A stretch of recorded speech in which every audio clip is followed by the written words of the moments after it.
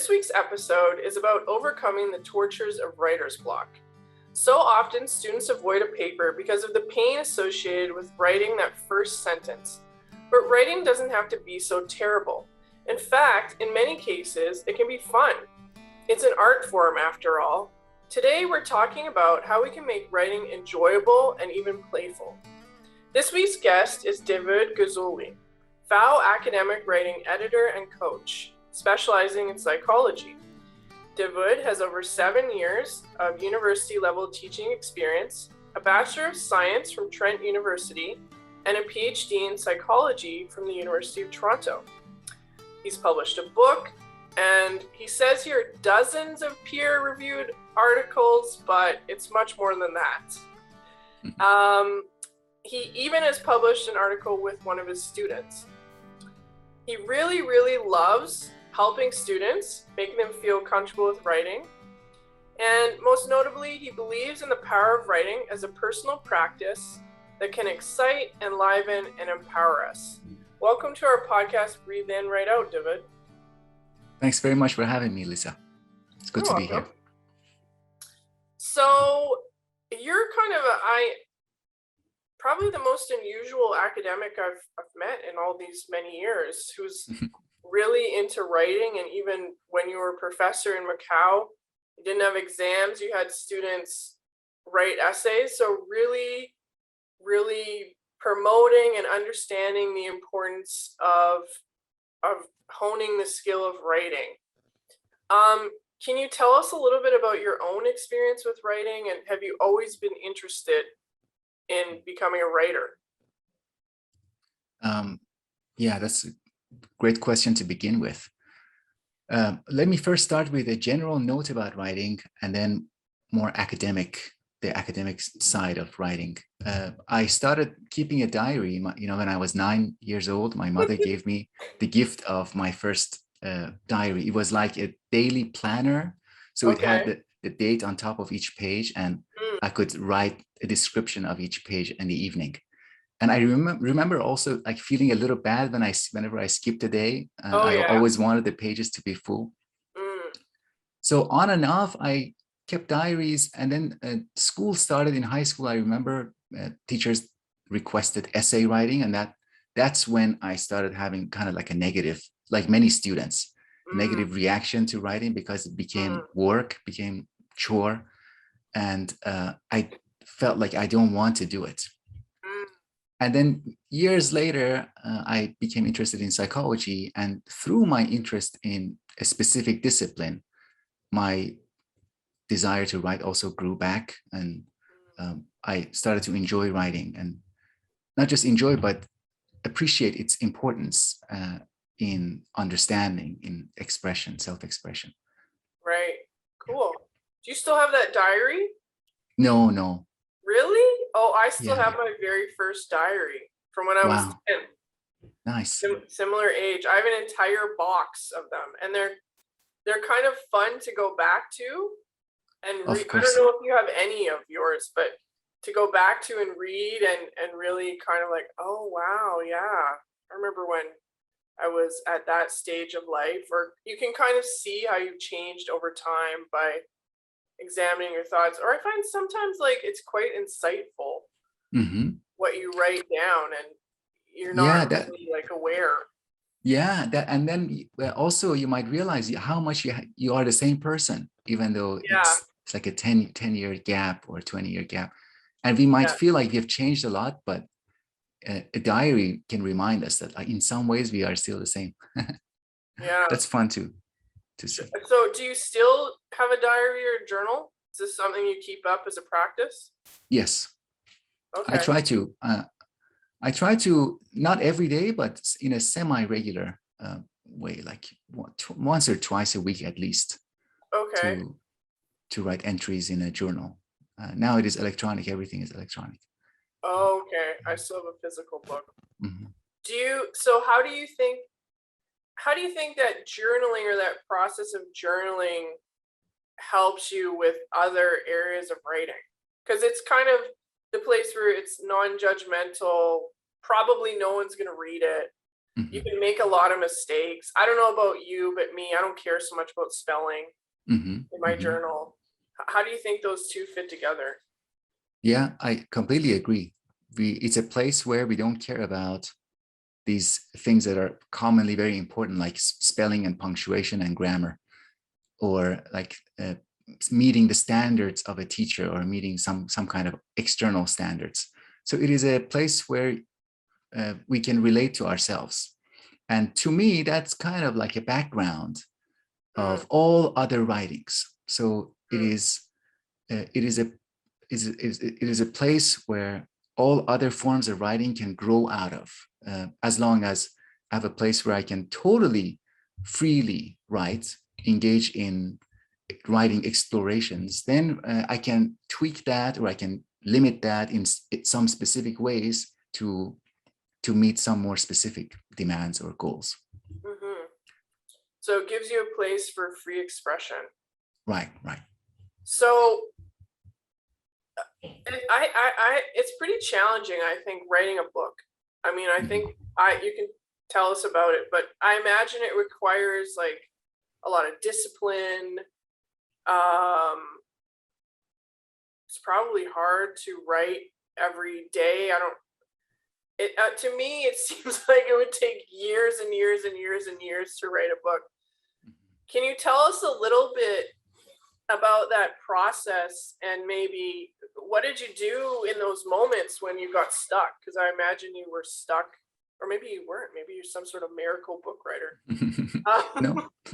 No. So the story is, I wrote a little article in 2000, published in 2017, but it was an article that got rejected from 7, 8 different journals, because in that I kind of offered a very fundamental criticism of experimental psychology. And that became later the seed of my book, because I thought, I can flesh out the argument in terms of chapters. Each chapter is devoted to examining a different field of psychology. And even though I was very passionate, very possessed by that idea, and I really believed that somebody had to write that book, but I still got stuck. And the most notable way for me to get stuck is, when you get separated from your writing project for a week or 2 weeks, I always find it difficult to go back. I don't know why. I feel like if I go back to it, maybe I won't even recognize it, or it will be very difficult to get back into the rhythm of writing. Right. It's kind of like going to the gym. Yeah. The rhythm is very important, and keeping the rhythm makes it easier to have a discipline. So how would you create that rhythm? When you talk about rhythm, what does that mean? The rhythm is about showing up every day in a small way, at least in some small way, trying to touch base with your writing project in a way that is consistent, in a way that is predictable. And kind of after a while, your body even feels like, okay, now it is my writing time. I like to do that in the morning. So morning when I wake up, make coffee, I go to the writing. It is important to just take small steps on a somewhat daily basis. Okay. Yeah. And the timing seems like it was important. So like actually creating a routine. Yeah. Like you would make your coffee, sit down at the computer. Right. And even though how would you know when to stop? Like, oh yeah, would you have a time period? Would you just kind of feel it? What? Right. So this is where we get to the topic of what actually writing is. To me, writing is a way of living. It's not just, it's very difficult to just change one thing in a person's life. So people who want to start writing regularly, soon they realize that that is not the only thing about the life that needs to be changed. So for example, I discovered that I have to go to bed early, get enough sleep. And the other part of it, based on your question, I decided to only give myself an hour or 2 maximum, and I didn't allow myself to write for the rest of the day. So that limitation is also helpful. If I say, okay, today I have 8 hours, I can arrange. Oh, you're going to do it at like the 7th hour. right? Yeah, Or maybe exactly. the 7 hour and 30 minutes, like Right. right at the Exactly. Yeah. Yeah. Yeah. But if I limit it, if we limit the time window, then we know it's more clear what it is that we're working with. right. That's so interesting. That's actually what I recommend to students. So like a lot of students, and I'm sure you've experienced this when you were teaching in the university, they think that like writing at 2 a.m. is like really some sort of creative witching hour. Yeah. And oh, I'm working so hard, I'm up at 2 a.m. And I'll ask like, okay, well, what were you doing before that? Oh, I was working. Well, what were you doing? Well, most of the time they were worrying about actually starting their work.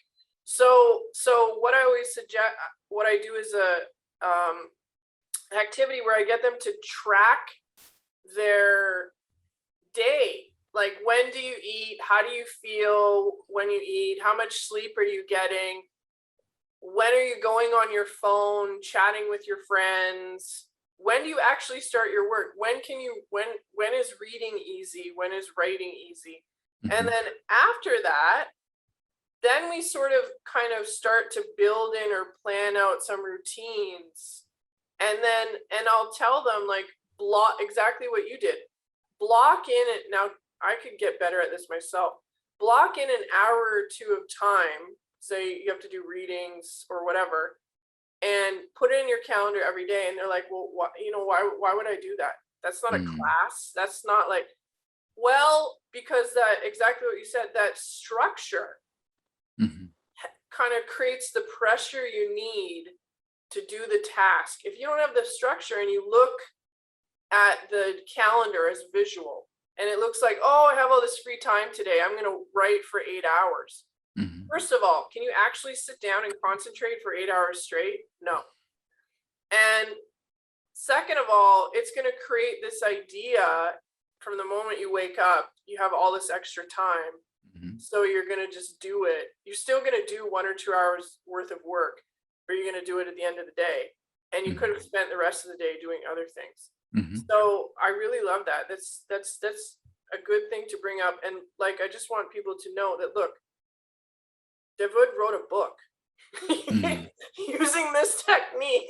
Yeah, yeah. So imagine if you applied this to your schoolwork. Yeah. How much less stressful it would be. Yeah. And in total, it would be interesting to say it took me 1.5 years to finish writing from the. Wow. How many pages is this book? About 200 pages, a little bit over. Yeah. Wow, but that's like, people who write a dissertation. Yeah. Right? Yeah. So, and some days, I had a friend who asked me, so how's the writing going? And I said, yeah, today I wrote a paragraph. And that sounds funny to some people because it sounds very small, like you just wrote a paragraph. But for a day, that's good work. For a day's work, that's totally satisfactory. Some days it's more than that, of course, but it's about doing something each day.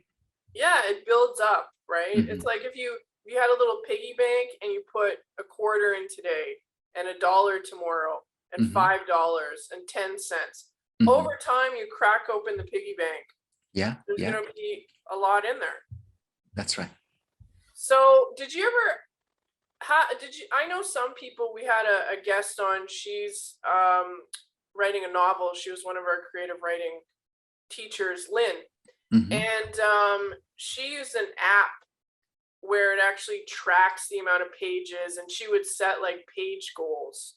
And she wrote her novel in a year. She, COVID hit, she wrote her novel, and it's being published by one of the main top publishers in Canada, and she's doing revisions on it now while she's in Cambridge, living the dream, doing her master's in creative writing. Did you use any technology like to track your progress, or you just literally just show up? Yeah, the main thing was showing up, but I also used just a basic Excel sheet to track how many words I write per day.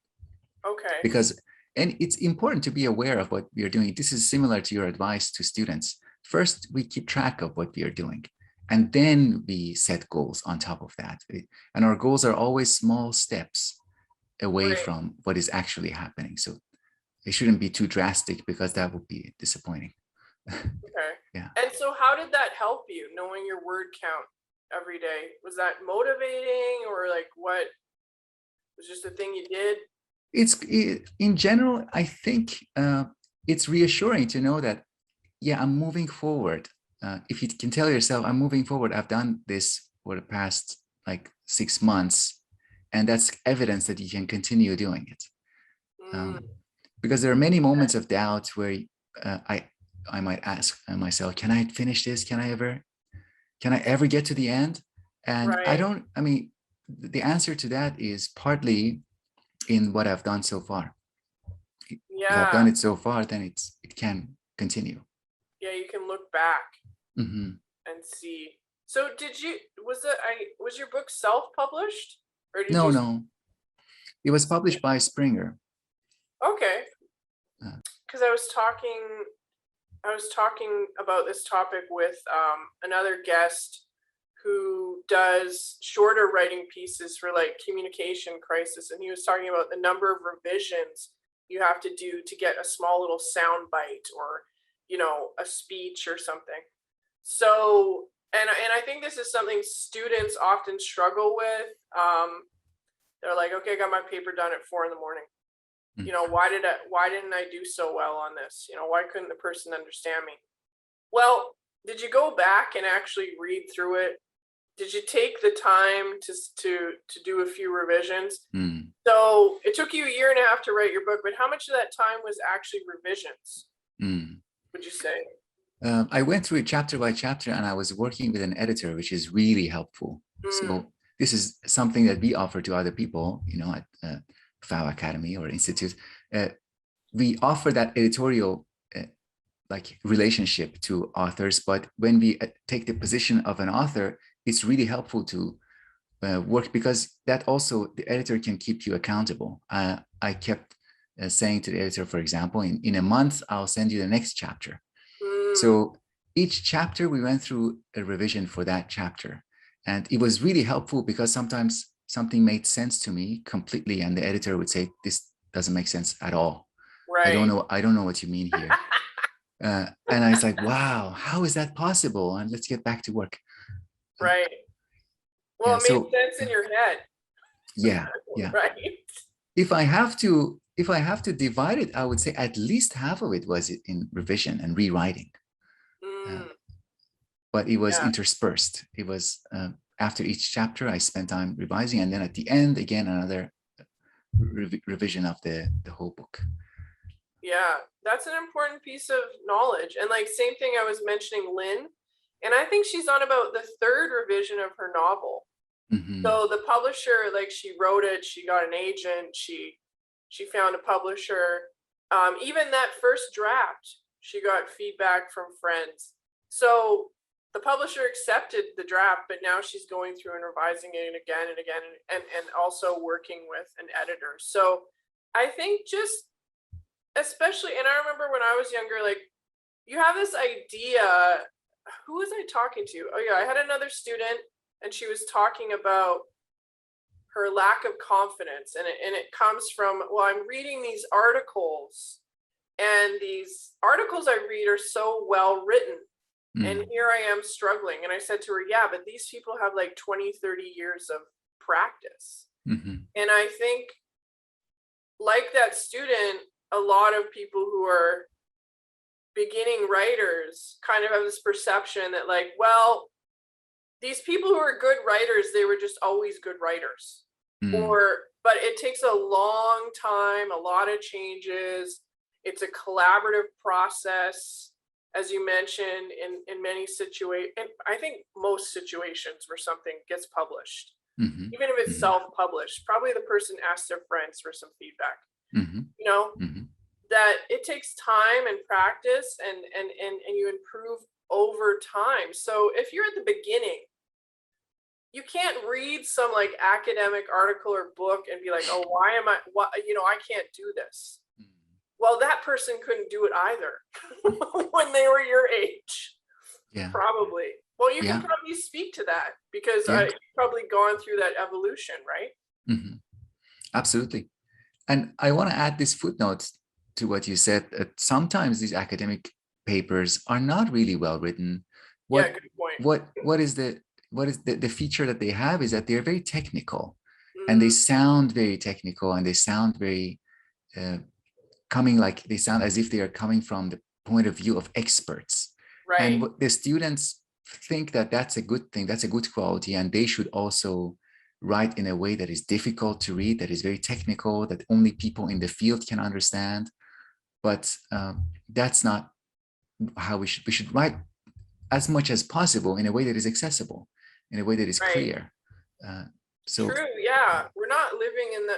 I mean, in the. I don't know how much philosophy you studied. I think you studied some a little philosophy, bit, but yeah. if you look at Locke or different philosophers, they were writing in a kind of esoteric or coded way because they would have gotten in trouble if everyone understood their ideas. But Mm, so that could be the case in different parts of the world still today. But if depending on where you are, if you're living in a part of the world where you can directly express these thoughts or this knowledge, why are you making it hard for someone else to understand it? mhm, mhm. Yeah, So that's yeah. a good point. And I think, yeah, there's a person, and people get evaluated on like, are you using the right jargon and stuff? Mhm, But the thing is, when it comes down to grant writing, for example, all of a sudden you can't use this same jargon because the people on the Shirk board or like the Social Sciences Humanities Research mhm, Council in Canada, they're coming from different disciplines. So if someone's not in psychology, they're in economics, and mhm, and this group of people are evaluating your application, and you're using all this jargon. mhm, They can't understand the value of your idea. mhm, mhm, So being able to communicate, I think in some cases, probably using the jargon depending on where you are is helpful, right? mhm. It's like speaking another language, Yeah, but knowing how to write to your specific audience right, right. is really important. That's right. I Yeah. agree. And it's usually more difficult to write clearly than to write technically. So it's Yeah. an extra effort usually. Yeah. Yeah. Mhm, That's where all the revision comes from. mhm, So, okay, you mentioned a little bit about one way you sort of combated writer's block was having a routine, having a specific time you're working on it. But what about those days when literally you're just stuck? I don't know if this happened to you, where you're just stuck. You can't even like write that first sentence. Is there something you would do? Would you step away? Like how would you deal with those moments? mm. If it is just physically not possible to write for some reason, like I have a headache or I'm not feeling well, yeah, of course, it's okay to take breaks. But there is this concept of a minimum daily achievement. Mm, It could be 300 words. I think Anne Lamott sets this daily minimum achievement. Is like, just sit. I ask myself, can I sit there, just add 300 words or maybe revise a couple of pages? And once that is over in half an hour or I don't know, 20 minutes even, then I can, let myself go do other things or deal with what is preventing me from writing. mm, But it's really important to reduce expectation from a day, how much we can do in a day, and it's not that much. Usually a day's achievement is almost negligible, but that's okay. It is still significant. We can still do something, but just not much. right. Yeah. Okay. So you would just encourage yourself to do something. Right. Would you let go of the quality on that day? Because I think for example, I think what I notice is that a lot of times, say someone gets stuck on that first sentence, is that oftentimes that person's a perfectionist and they are like, oh my gosh, I have to write 10 pages and I have to write 10 pages perfectly. Mm, And so writing that one sentence becomes really overwhelming. So would like on a day you know is an off day? Like how do you let go of that expectation? Or maybe you don't have those expectations of yourself. Yeah, I've learned that this expectation about quality is usually not very helpful. Instead, it is about writing clearly, like we said before. Is imagine like writing to a friend, writing an email to a friend. I never say to myself, let me write some high quality prose in this email. That's if I do that, I even block myself from writing that email. What we do instead is like, let me write concisely and clearly to my friend in a way that she can understand what I'm talking about.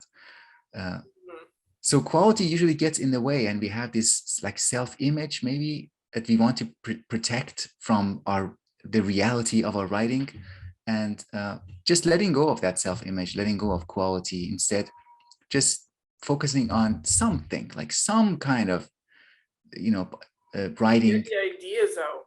Just exactly. Yeah. Like you're gonna go back and fix it. Like writing an email to a professor is very stressful. They will do that thing. They'll care about like the how do I say this? I want to impress them, whatever. So even writing an email can cause writer's block depending on situation. That's why I added the qualification to a friend. We are imagining that. That's not gonna. Oh, you made a spelling mistake. Right. What? We're no longer friends. Right. I'm only friends with people who have perfect grammar. Right. There might be someone like that out there. Who knows? They probably don't have a lot of friends.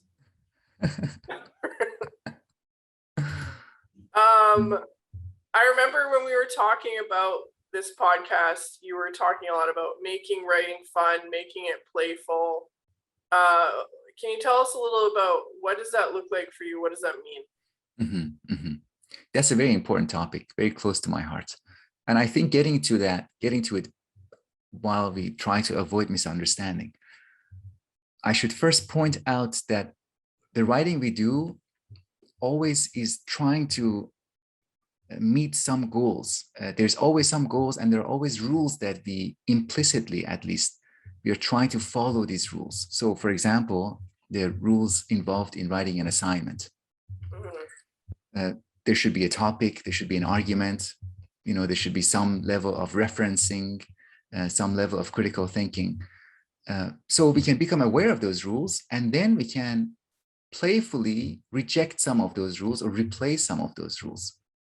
So the first step is to ask ourselves, what are the rules that I'm trying to follow when I'm writing? What are the rules of assignment writing, or what are even the rules of diary writing? People maybe don't write diaries because they think there are too many rules, that those rules are preventing them. I have to write every day. I have to start with Dear Diary. Yeah. Exactly. So we can play and modify these rules. So instead of, for example, the rule of argument, I can say, I don't want to write an argument. I just want to play with the sound of each word. And I just want to write a list of words that sound nice to me. I don't know, like television, And that's how you would start? Like, yeah, you can start. Exactly. I start with words, with a series of words that just come to my mind. The other part of it is writing playfully is a practice of listening. So quieting the external voices and letting the inner voice get louder. Okay. So what is it? Can you explain, like, how does that work for you? So I pay attention to my state. So if I'm writing and nothing comes out, I'll pay attention to what is going on right now. So I might notice that my chair is not comfortable, and I just write, sitting on an uncomfortable chair, and then that reminds me of high school days where the chairs were so uncomfortable, those plastic chairs we used to sit on. And then I remember my classmates, I remember the teachers in high school. So it's a kind of, you let the ideas and images come, and not judging them, just exploring them, amplifying them, and staying with them. So interesting. I was because today's a busy day of podcast recording, and one of the people I was talking to is an artist, Mm. And we were talking about, how do you stay, how are you creative every day? And interestingly, she has this, and a lot of artists, writers have this now. There's like these kind of like cue cards. Mm. And hers is, because she's an artist, it's literally just a couple words and like some shapes. And then you can use this card to do a number of things, draw, write, whatever. But it kind of reminds me of, you're just like the chair. It'd be like if you pulled a card and it was like uncomfortable, sitting on an uncomfortable chair, and then go, go with that statement. But you're actually like looking around your environment or whatever, and then taking that as inspiration. And then I think the goal of these cards, or what you're doing, is then that sort of, as you said, it frees up your mind. Your mind's starting to get more creative. It's tapping into that inner voice. There's some sort of stream of consciousness starting to go, and then you're just writing it down. And what I was saying to another person about, for example, I really like Stephen Fry, and he's very witty. And he's also a writer. He's written several books. And what I was saying is like, I think those people who have these witty quips, they're actually editing them in their head before they say them. And that's why they're so good. And so what am I trying to say here? There's kind of then a link between, you're starting off with the chair, you're starting the stream of consciousness, and then it's almost like turning on that part of your brain that, okay, now I'm going to start adding some of those intellectual, quote unquote, intellectual thoughts into my stream of consciousness. And now I can start putting that down onto the page. And really my fingers are just moving. I'm just transcribing my thoughts onto the page. I'm not really like thinking really hard about what those thoughts are. And later I can go back and revise them. Is that kind of your experience? Yeah. That is why I describe it as more like listening than doing something, than creating something. You kind of listen to something that is coming from within, watching, like observing.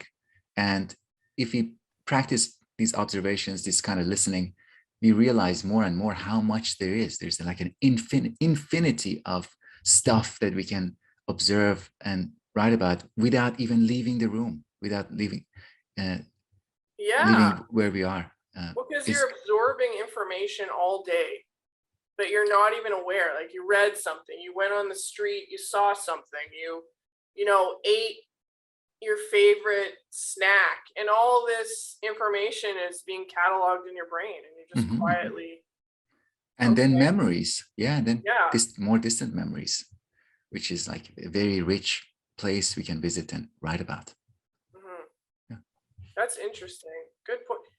Wow, I've never really, I was aware of that, but I didn't think of it that way, because I do know I can just sit there and like, my students are like, well, how did you like revise that sentence so quick or whatever?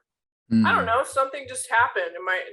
I have like a typewriter of word, almost like, if you see like the stock exchange and there's the words and the numbers going around.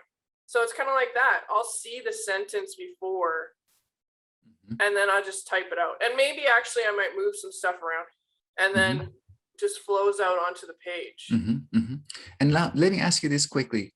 When you revise that sentence, you are making that sentence better. You're not replacing it with another sentence. You're not saying like, no, this is bad, I'm going to bring my own sentence.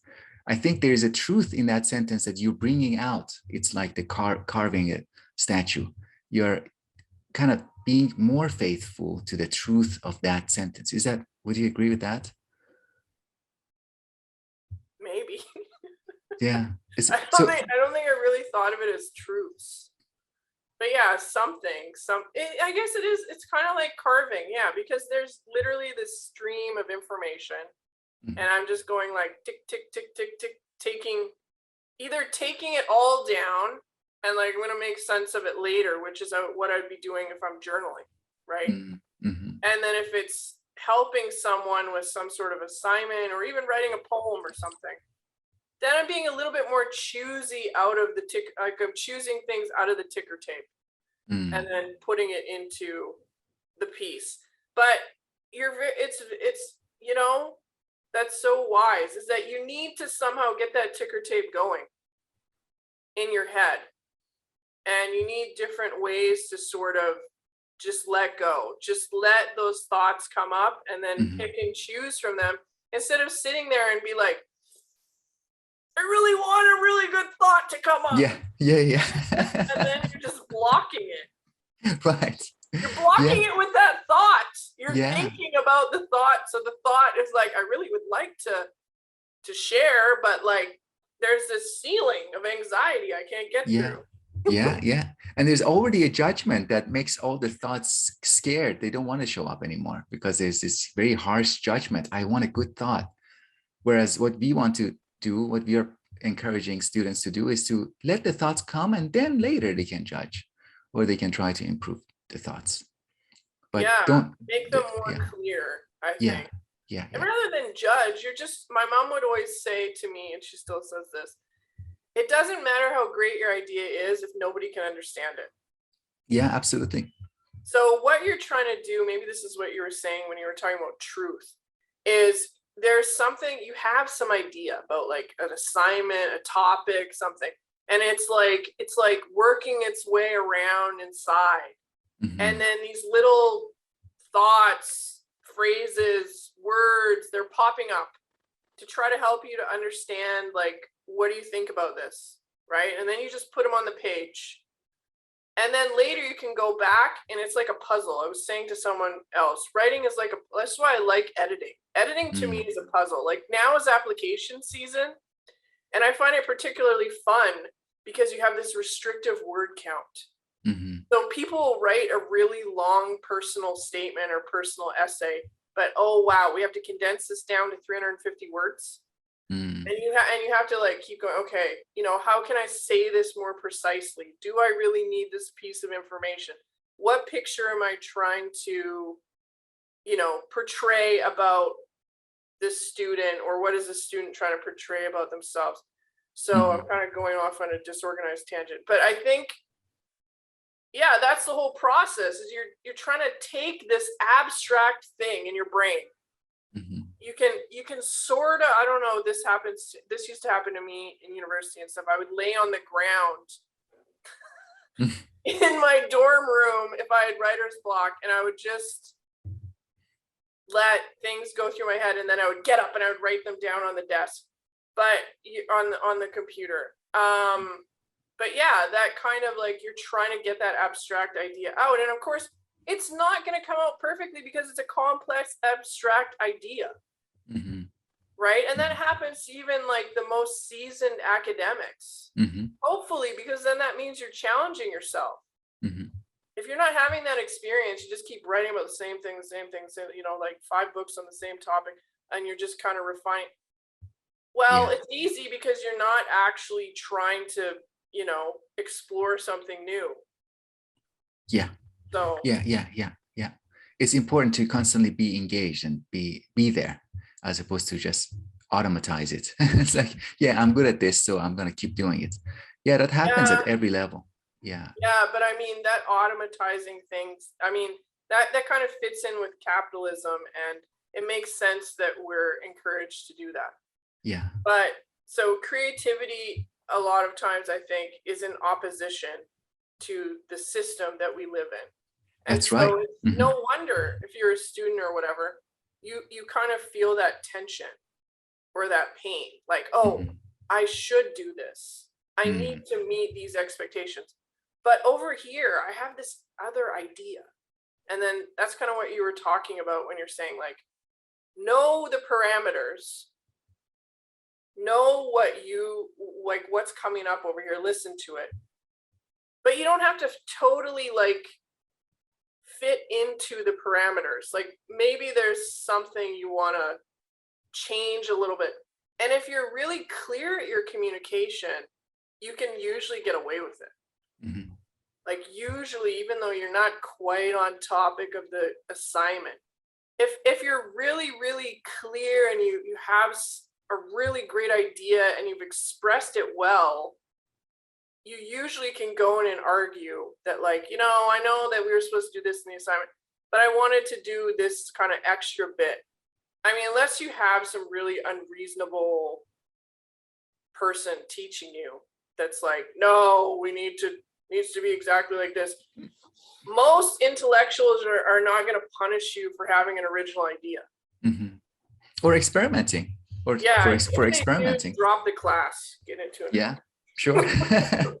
yeah. Related to what you said, I have a very good friend who told me once that the most radical form of writing is diary.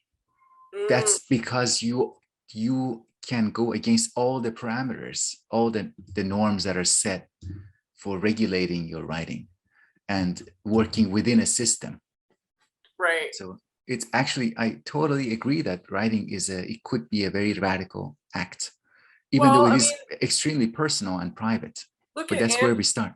Yeah, I mean, look at Anne Frank's diary, Yeah. That was a diary of a 14-year-old girl during the Second World War, hiding in an attic. Mm-hmm. And she had no one to talk to, and she writes in this diary. Mm-hmm. And still today, it's published.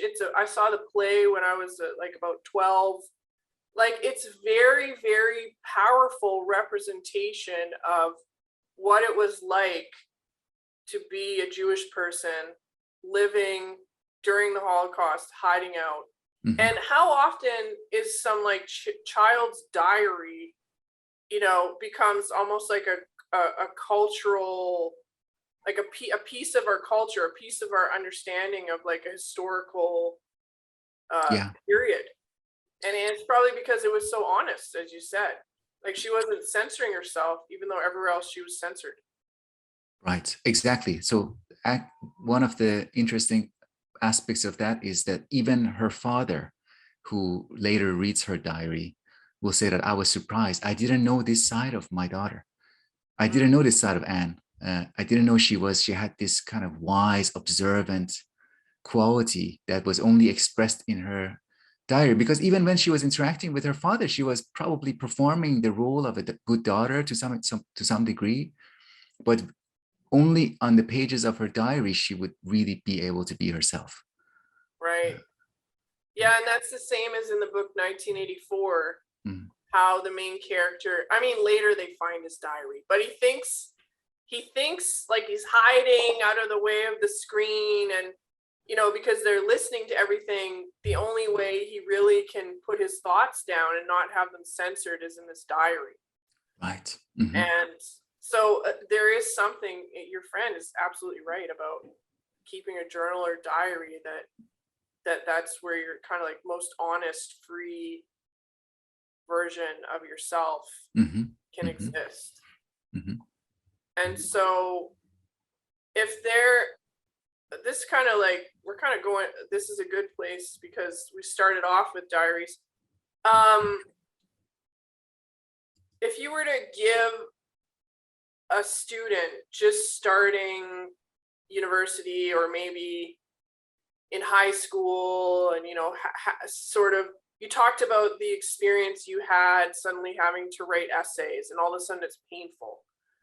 If you could go back and talk to that little Davood, what would you tell him to help him to bring the joy back into writing a little bit sooner? So these are two little techniques that are very effective, that can, especially for people, or even I might find myself in that position, where writing seems impossible or painful, difficult. It's kind of blocked, writer's block. And one of the technique is just start with a bad version of what you want to write. So let's say I cannot write the first paragraph or even the first sentence. Right. Okay, fair enough. You just write a bad first sentence. Right. And then that gives you a great way. The reason why it is immensely helpful is that you can look at that bad sentence that you rewrote intentionally and ask, what is it that makes this bad? Is it really bad? And how does it move in the direction of becoming better. But you have some raw material already. The second technique is to write about what you want to write. So open a different document or go to a different notebook and write about, so let's say you want to write an assignment about memory. Say, okay, I know that my first paragraph should be general statements about memory, a way that gets into the topic. So you're starting to write, the student is starting to write about what they are going to write about later. So it's a meta, it's a meta writing. Like a plan? Like, are you writing literally, I know the first paragraph, I want to include a personal anecdote, like something like that. Exactly. It is a plan. It is a plan, and it creates a very useful distance. And from that distance, then you can slowly ease into the writing process. That's smart. So the first thing you talked about is really reminiscent to Brene Brown always talks about the shitty first draft. The SFD, she refers to it in her book. So yeah, I'm always telling people that, like, whatever, it's your shitty first draft. Yeah. But the second thing is really, you're kind of talking about actually starting to build an outline, but without the pressure of the outline. Because you could say, okay, I want to start with a personal anecdote. And then what are some ideas I have for personal anecdotes, or what, like, you know, the time my cat died, I don't know, you know, and you just start writing these things down, but in a without the demand of having, like, here's the structure, put it into the structure. You're just kind of getting the things, you have like a loose framework that you're starting with. Those are great tips. Thank you. So we mentioned a few different books and authors and stuff already.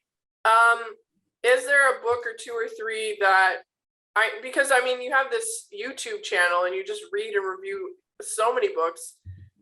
What would you recommend to a young person who wants to, again, get over that painful feeling about writing? I think it goes, getting over the discomfort of writing goes hand in hand with kind of becoming fond of writing, or maybe even falling in love with writing. It's a mixed emotion for most of us. We kind of want to write. We want writing to become easy, and because of that, we kind of have negative reactions. So the books that I recommend are about the love of writing, the love of texts in general, and what the magic that they can do. So Anne Lamott, which we already mentioned, Anne Lamott has a wonderful, beautiful book, Bird by Bird. And she is so human in that book. She displays her imperfection in a way that is very beautiful and very inspiring. All the pains of having a writing career. So that's the first one, Bird by Bird. And there is another book by Pat Schneider. It's called Writing Alone and with Others. What is special about Pat Schneider was she was a community teacher teaching writing usually to women who never had a chance to have an education for themselves and to express themselves. And usually they were housewives for decades and didn't give themselves the credit to, like, yeah, I can write. So she would gather them in a little community and hold writing workshops for them. And the things that she discovered in those workshops, just really amazing. And one more is a book by George Saunders, which is about short stories and also about writing. So there's a lot of nice, beautiful stories in it, but he also meditates on what it means to write, what it means to make a mess in a first draft. This book is called A Swim in a Pond in the Rain. Oh, what a beautiful title. It's such a lovely image. Yeah. And it's in that he analyzes seven or eight short stories by Russian, 19th century Russian writers, including Chekhov, Gogol, and one by Tolstoy, I think. No. Yeah, it's a collection of short stories that he then analyzes. Wow, I kind of want this book. I love Russian writing. Mm, this is good. My favorite book in high school was Crime and Punishment. Mm, Yeah. Those are some great recommendations. Thank you. thank you. I hope that that our listeners enjoy them. Yeah. Yeah, and be inspired by them. Thanks so much for being on our podcast. Thank you for having me. Yeah. Yeah. It was great Likewise. to like sit down and, talk about these things in a space that's not either a job interview or Yeah. for helping a student.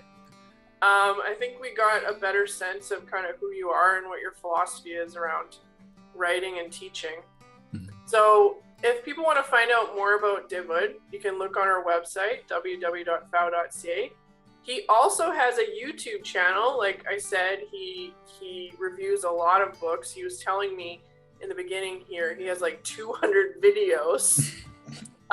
So we'll put the link to that. If you want to Google it, though, you can just Google his name, Davood Gozli. I hope I'm pronouncing this correctly. It's Davood Gozli, but it's close enough. Gozli. Okay. Yeah. I'm terrible at this. Oh, no. No one can pronounce my name, though. So. Could you teach me? Is it? I thought it's foul. Yeah. But it's very rare that people get it right. Right. So anyway, thanks for being on the podcast, and for everyone else, stay tuned for a short meditation and writing exercise. Thank you, Lisa.